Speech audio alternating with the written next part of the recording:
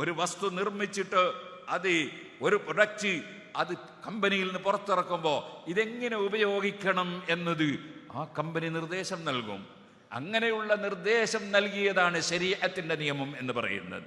ഇസ്ലാമിക ശരീഅത്തിന്റെ നിയമം എങ്ങനെ നിന്റെ കണ്ണ് നീ എവിടെ ഉപയോഗിക്കണം, നിന്റെ കാത് എവിടെ ഉപയോഗിക്കണം, നിന്റെ നാവ് എന്തിനുപയോഗിക്കണം, നിന്റെ വയറ്റിൽ എന്ത് കഴിക്കണം, നിന്റെ കാലുകൊണ്ട് നീ എവിടേക്ക് നടക്കണം, നിന്റെ കൈ കൊണ്ട് നീ എന്ത് സ്പർശിക്കണം, നിന്റെ മനസ്സിൽ നീ എന്ത് ചിന്തിക്കണം, മുഴുവൻ വിഷയങ്ങളും അതേ ഇന്ന സമഅ വൽ ബസറ വൽ ഫുആദ കുല്ലു ഉലൈക കാന അൻഹു മസ്ഊല, ഇത് മുഴുവനും അല്ലാഹുവിങ്കൽ ചോദ്യം ചെയ്യപ്പെടും.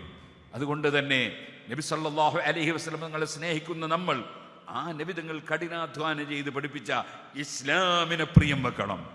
നമ്മളൊരു മുസ്ലിമാണ്. അതെ, അത് നല്ല ധൈര്യപൂർവ്വം പറയണം. വജ്ജഹ്തു വജ്ഹിയ ലില്ലദീ ഫതറ അസ്സമാവാതി വൽ അർള ഹനീഫൻ മുസ്ലിമൻ, ഞാനൊരു ഉറച്ച മുസ്ലിമാണ്. അത് ഉറപ്പിച്ച് പറയണം, ഞാനൊരു ഉറച്ച മുസ്ലിമാണ്. മുസ്ലിം എന്ന് പറഞ്ഞാൽ ആരാണ്? മുസ്ലിം എന്ന് പറഞ്ഞാൽ ആരാണ്? അതേ, വിധേയപ്പെട്ടവനാണ്. ആർക്ക് വിധേയപ്പെട്ടവൻ? ലോകസത്താവായ അള്ളാഹുവിന് വിധേയപ്പെട്ടവൻ.